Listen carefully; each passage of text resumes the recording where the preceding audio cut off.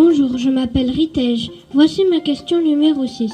Est-ce que l'océan Indien est profond? Over. Roger, Ritej.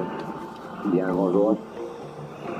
La profondeur moyenne de l'océan Indien est de 4200 cm, soit plus de 4 km de profondeur.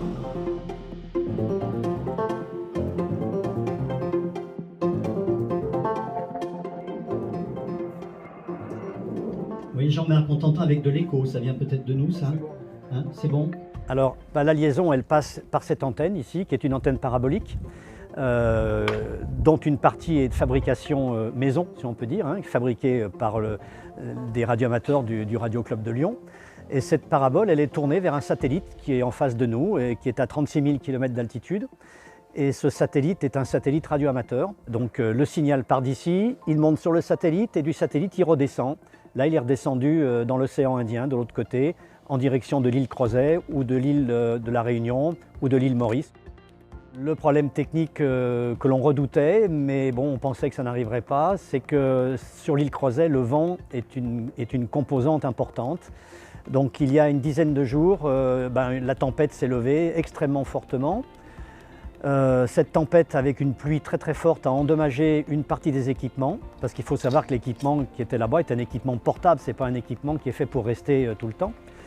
Donc l'émetteur a été endommagé et donc la liaison comme elle était prévue n'a pas pu se faire. Donc en l'espace de quelques heures, tout le monde radioamateur s'est mis en route pour trouver une solution de rechange.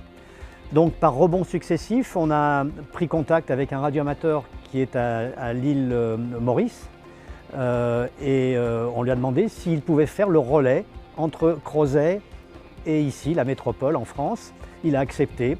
Donc tout ça s'est mis en marche très rapidement. Les questions ont pu être envoyées aux scientifiques. Les scientifiques ont pu répondre aux questions et le radioamateur qui était à l'île Maurice a pu faire le relais pour répondre aux questions des enfants. Quelle est la température sur les îles Crozet? Quel temps fait-il? Over.